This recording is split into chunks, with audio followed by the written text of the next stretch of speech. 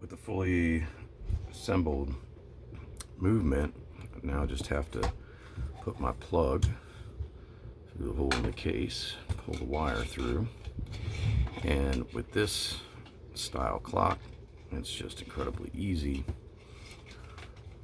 Once I do that, I just take the movement and set it down in there.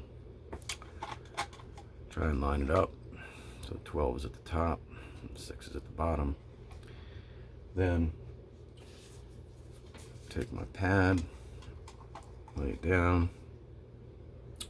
What I want to do is I want to put a knot in the cord before I put it back on, and this is designed so that if somebody were to pull on the cord, it would hit this knot and not pull on the wires on the coil.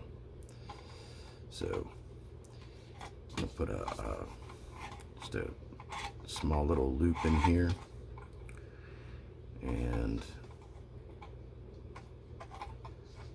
there we go. We want that to be on the inside, and then we can take the back cover and add that.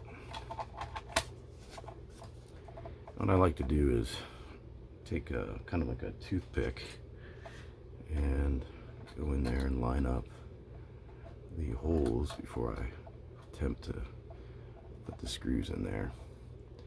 So it looks like we got this one pretty close. So I'm gonna go ahead and put this one in. That'll help me line up the other one, and then we'll be done with this project.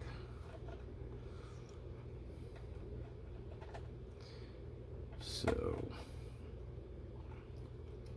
there's one.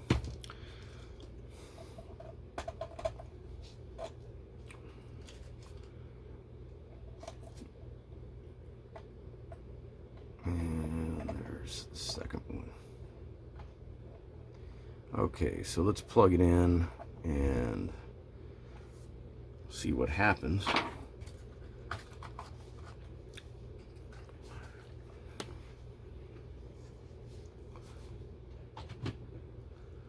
So we plug it in and it's good. It's not making a lot of noise.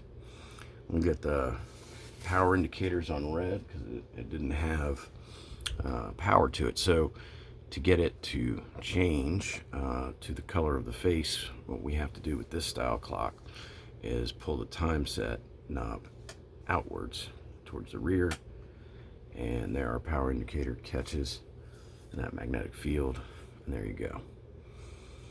So when I turn the alarm hand and I get close to 6:15, the alarm is going to sound.